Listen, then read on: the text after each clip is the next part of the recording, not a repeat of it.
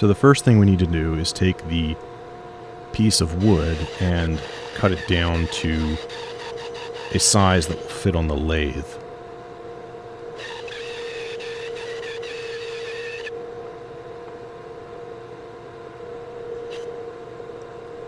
The next thing I need to do is attach the mount so that the piece of wood can be attached.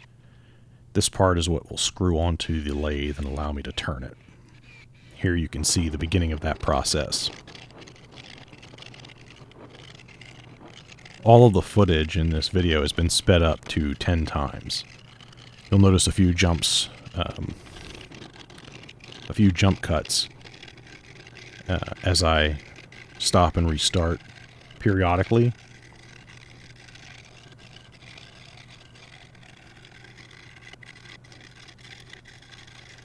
The initial work is really just to get the rough shape, go from a chunk of wood down into a cylinder, and this will be a little bit thicker, a little bit wider diameter than ultimately what the final mallet head will be. The wood I'm using here is Osage orange. This is wood that I found at a farm that the tree had fallen, and so it was just going to sit and rot if it wasn't cut up and used for anything.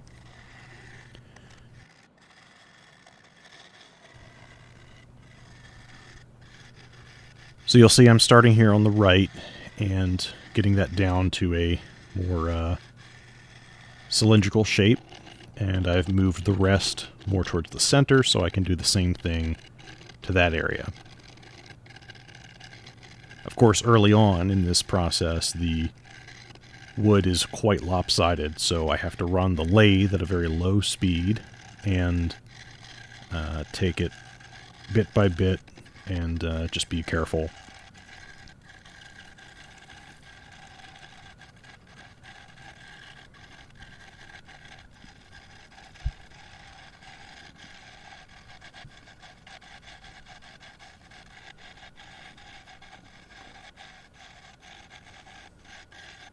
You can see all of the sawdust accumulating on me here, and eventually I'll shake that off.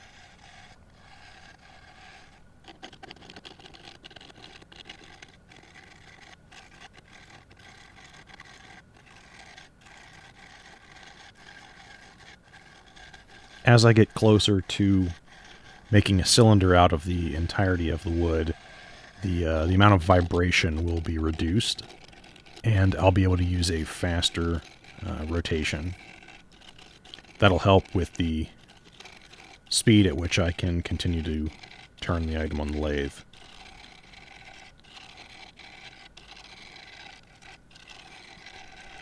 I'm essentially using the small gouge for the bulk of this sort of initial rough pass.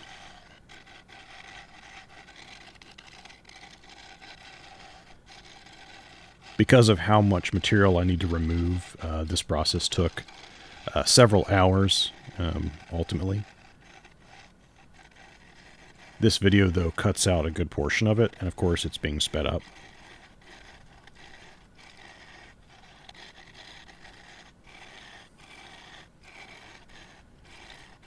As you can see here, we're down to very nearly a cylinder.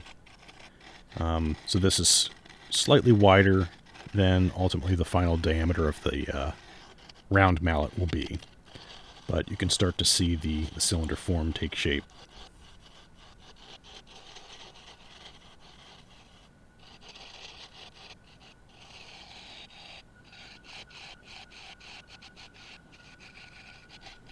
And again, I'm still using the gouge because this is just sort of removing a lot of material.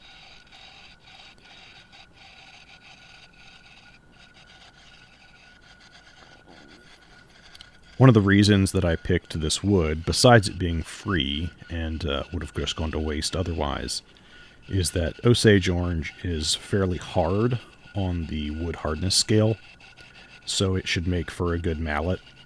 that you're going to be whacking against chisels or carving tools and such.